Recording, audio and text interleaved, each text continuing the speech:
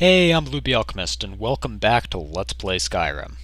Alright, well last time I just kind of talked about random stuff, and we took a carriage ride to Solitude, tried to join the Legion, but they sent us on a suicide mission, so we are going to go do this suicide mission, minus the suicide part, if that makes sense.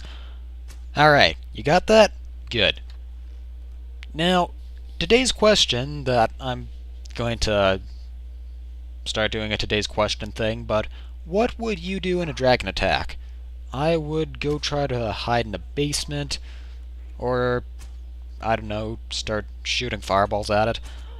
But, yeah, that's just me. So, yeah. Also, what do you think would be the safest place to live in Skyrim? Do you think it would be in, like, a bandit fort type place like this, or one of the main cities? Or just, like, by yourself, out by some, like, remote lake? I'd probably stick in the cities just because... I can't imagine it would be that safe as a bandit. And by yourself, it's not just, like, random people trying to kill you.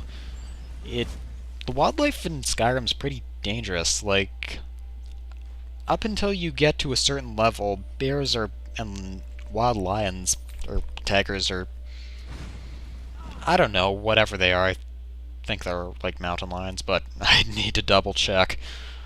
Yeah, those are like the most dangerous things you come across. And I kind of broke my shield, but who cares, that looked awesome.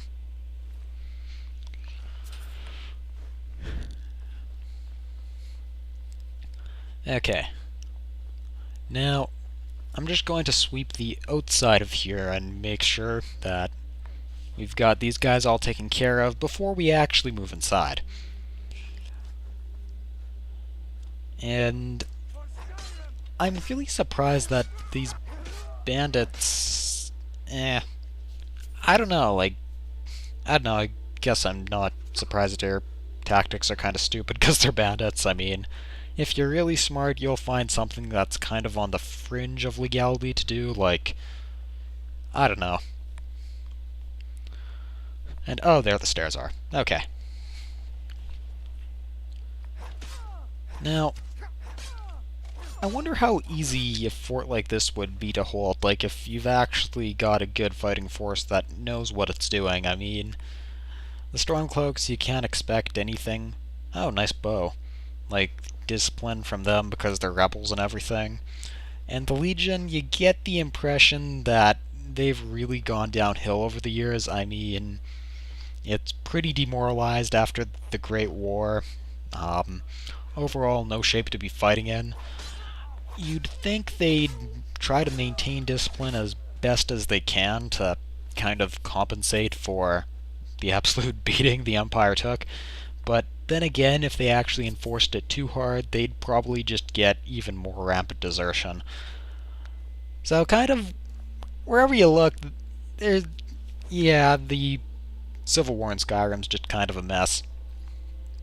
Back when the Legion actually was as good, which is, I'm not actually being a random, as I can't say a random instead of random, but I'm not just being random here, there's actually a point behind this amazingly. I'm not just saying stuff without any meaning.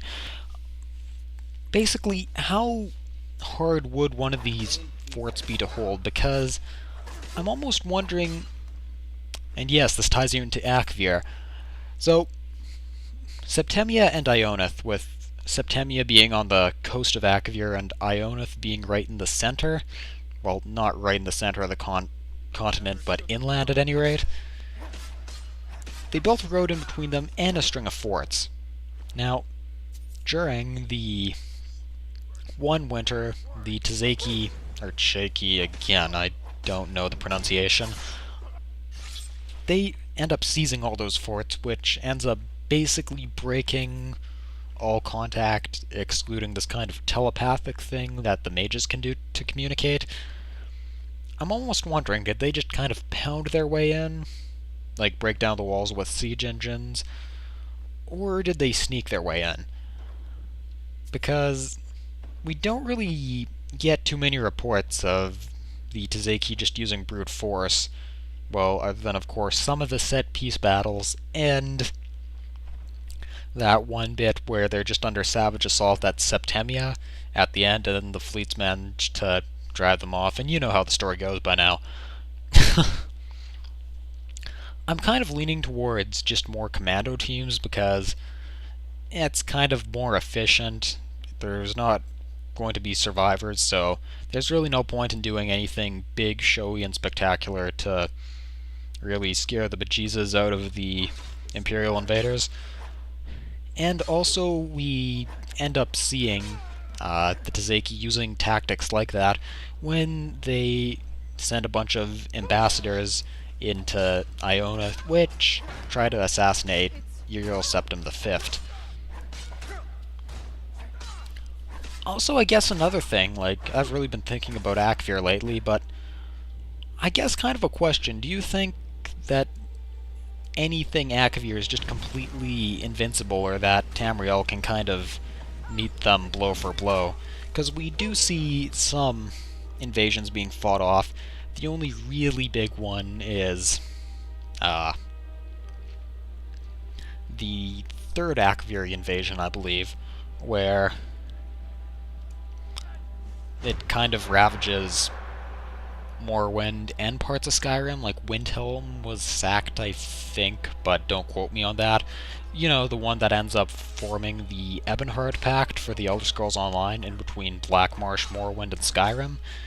Because the first one in the Iliac Bay, I think we can chalk that up to pirates. And the second one, which ends up leading to the construction of the Skyhaven Temple and the whole Rayman Dynasty, or Riemann, Pale Pass thing, you get the impression that was almost more of a diplomatic mission that just had some rating in it. And I am not good at lockpicking. But yeah, we do see they're able to fight them off. But anyways, going back to the original thing I brought this up for, was right before the things start to go really bad, Uriel Septim V actually led his army out into the mountains beyond Ionith and won a pretty major battle against the Tazeki, but he ended up, it was almost a Pyrrhic victory, you get the impression. Maybe I'm reading too deep into this. Like, a lot of this is they just say a battle he won, but then withdrew back to Septemia, so take what I'm saying with a grain of salt, almost, but a lot of it is my opinion, but then again, it's Akvir, we don't have that much to go on, so, yeah, what can you do? But, yeah, the legions appear to be able to at least fight them pretty well, even if you get the impression the Empire doesn't quite know what it's dealing with, and that the Tazeki appear to have almost godlike powers in being able to control the weather and storms and all this other crazy stuff. But then again, you almost wonder, we see this with nearly every continent, like with the Marimur of Pandane, or Pandania, again, pronunciations, being able to do all this crazy weather stuff and conjure up sea serpents, because keep in mind, we've probably had the most contact with Akvir, which is a couple invasions, and Uriel Septim V's invasion, and Pandane, we just have one Eltmeri ship that ends up being in a fleet that gets completely decimated by them, and manages to limp back to the Somerset Isles. Like, we're talking not even 5 or double digits in contacts, like, basically nothing, so it's not really too hard to suspect that people are going to say that they've got these godlike powers, where in reality it was just a pretty nasty defeat. But then again, the whole godlike mystical powers, it's what makes it so interesting, and short of DLC or an add-on in the Elder Scrolls Online, we probably won't know for sure. Now, of course, we could get more novels, but the games are better. But yeah. And I may have mentioned this in a previous part, but honestly, I think if we are going to see these more abstract continents, we're probably going to see them as add-ons for the Elder Scrolls Online, once the game's been out for maybe like 5 years and they need to do something to spice it up a bit. And it's almost certain that Fallout 4 is in development. Don't get me wrong, I like the Fallout series, not nearly as much as the Elder Scrolls, but yeah, well, it's going to be fun, but it's what I'm saying is it's probably going to be a while before the Elder Scrolls 6. So, yeah. Welcome back, soldier. I'm glad you made it in one piece. I'll send men to garrison the fort right away. You did well. I'm impressed. But before we go any further, it's time Look, for you if to I officially fought a entire fort filled with bandits for you guys and just gave it to you like that, can't you trust me enough just to... I mean, hey, after what I did, I should get a command for that. Oh well. Alright, well, in a few moments we will be part of the Legion. Now, I'm not exactly sure why the Imperials don't just go immediately into Windhelm and try to, you know, just, like, cut the head off the beast, so to speak. Like, I mean, sure, you don't want to have attacks from either Winterhold or Riften or any of the other major Stormcloak cities, but the Jarls seem to be like a herd of cats that are almost impossible to get to act in one uniform way. And it's nothing a couple able vexellations, by the way, that's the fancy Roman term for a detachment of a legion, wouldn't be able to head off. I mean, sheesh, just block the roads or set up a nice fortified area in some of the mountains around it. Like, there's a river and one road going into Windhelm, and there's mountains on either side. Like, it shouldn't be too hard to cut off that place's food supply. But then again, they're probably so short on men and would be vulnerable to a counterattack like that. And plus, it would make the quest line too short. But I still will leave my objections at it. And I don't fully know what that means, but... Well, actually, yeah, it means I kind of still have some reservations, but I don't think it really made that much sense. Alright, well, now we are going to go, grab the... I think it's called the Jagged Crown. Yeah, that's it. For the Imperials to get more street cred to help them win over hearts and minds and blah blah blah. You know, this is kind of a nice publicity stunt and everything, but you'd think maybe we could spend our time and manpower doing something a bit more important, but yeah, oh well. And I have paused it for some reason. Knew I should have watched this before I started doing the commentary. Oh well. Now, I'm almost wondering, like, we're getting the Elder Scrolls Online, but I'd really like to see just an Elder Scrolls spin-off game. Like, something they'd contract out to another developer.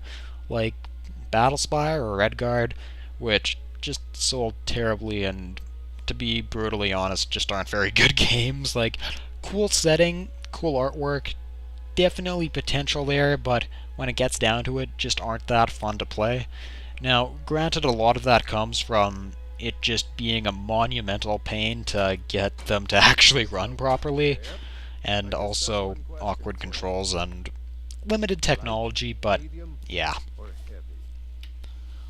Of course, any like expansion for an Elder Scrolls game would be preferable, but yeah. Unfortunately, not going to happen for Skyrim. Bethesda's busy with something, probably Fallout 4. And the Elder Scrolls Online is, well, I don't know, I guess I'm not just that into MMOs. But then again, it's kind of a double-edged sword. I mean, it's pretty easy to imagine something like that getting, like, going completely wrong. Huh. I wonder who made the Elder Scrolls Travels. I should check that out.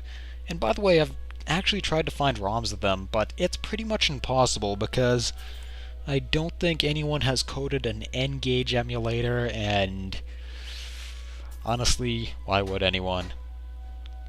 So if I want to play Shadowkey, which is one of the games, I have to get an N-Gage. Yeah. So, alright. Well, now we've got our Imperial heavy armor, I think.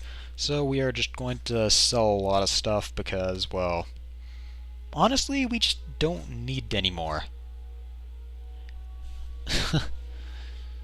And we are about to go attack a Stormcloak. Well, not really a stronghold, but there's going to be a lot of people there. And we are going to have quite a bit of nice stuff to loot. And, alright. Well, and am I encumbered, or... Nope. Alright, well, let's see how much we can improve this stuff. And, right, I don't have the perk for that, but, oh well. I'm just gonna double check right here, and... Did I go over it? Alright, here we go.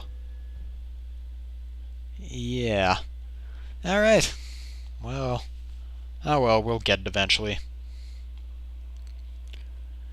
And I'm probably just gonna keep my light stuff on until I get into... I mean, get close to the wherever I'm attacking, because yeah, that stuff slows you down a lot.